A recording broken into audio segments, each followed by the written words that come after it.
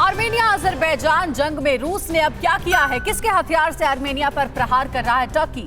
Armenia Azerbaijan जंग पर पाकिस्तान ने क्या सफाई दी है? अमेरिका के लिए किम जोंग ने कौन सी नई परेशानी खड़ी कर दी है? देखते हैं top 9 world on war mode में। आर्मेनिया और अजरबैजान की जंग में रूस पूरी तरह आर्मेनिया के साथ खड़ा है। रूस ने ईरान के एयर स्पेस के जरिए आर्मेनिया को हथियार की खेप पहुंचाई है। रूस पहले दिन से कहता आया है कि अजरबैजान को आर्मेनिया से वापस लौटना चाहिए। इससे पहले रूस के राष्ट्रपति व्लादिमीर पुतिन और आर्मेनियाई पीएम की फोन पर बात हुई थी।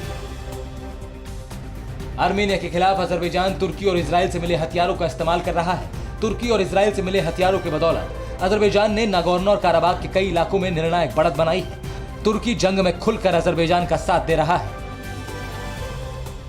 आर्मेनिया के खिलाफ लड़ाई में पाकिस्तान अजरबैजान का साथ दे रहा है। आरोप लगा है कि पाकिस्तान की फौज भी अजरबैजान की तरफ से आर्मेनिया के खिलाफ जंग लड़ रही है। पाकिस्तान के विदेश मंत्रालय ने इन आरोपों को गलत बताया। पाकिस्तान का कहना है कि उसकी फौज जंग में शामिल नहीं है। सीरिया ने अजरबैजान और आर्मेनिया से जंग खत्म करने की अपील की है। सीरिया ने अजरबैजान को तुर्की के जाल में नहीं फंसने की सलाह दी। सीरिया ने कहा कि तुर्की इस इलाके में अशांति फैला रहा है। सीरिया ने अजरबैजान और आर्मेनिया को बातचीत के जरिए विवाद सुलझाने की नसीहत दी। अमेरिका और रूस समेत तमाम देशों ने अजरबैजान और आर्मेनिया से लड़ाई रोकने और शांति की अपील की है। वहीं अजरबैजान के राष्ट्रपति ने कहा कि पिछले 10 साल से विवादित इलाके को लेकर कई देश मध्यस्थता कर रहे हैं, लेकिन अब तक विवाद का कोई हल नहीं निकला।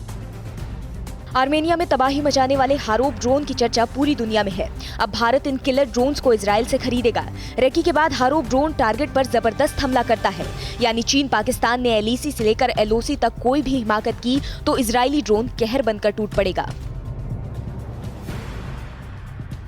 उत्तर कोरिया के तानाशाह किम जोंग ने अमेरिकी सैनिकों के लिए मुसीबत खड़ी कर दी है। उसने रोमियो मॉड क्लास की खतरनाक अटैक वाली पुगुक सॉन्ग 3 नाम की पनडुब्बी बनाई है, जिस पर मिसाइलें तैनात हैं।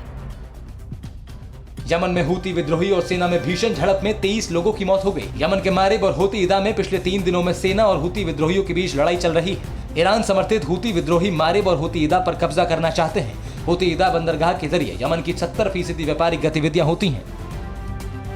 पूर्वी अफगानिस्तान के नांगरहार में हुए आत्मघाती बम हमले में 13 लोगों की मौत हो गई। गनीखेल जिले में हुए धमाके में 38 लोग घायल हो गए। यह आत्मघाती हमला एक मस्जिद के पास हुआ जब स्थानीय लोग दोपहर की नमाज के लिए इकट्ठा हो रहे थे।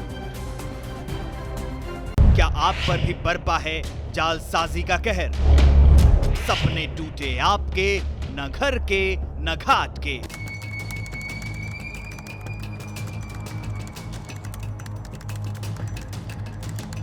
देखिए लूट घर हर रात 9:30 बजे। फिक्र आपकी,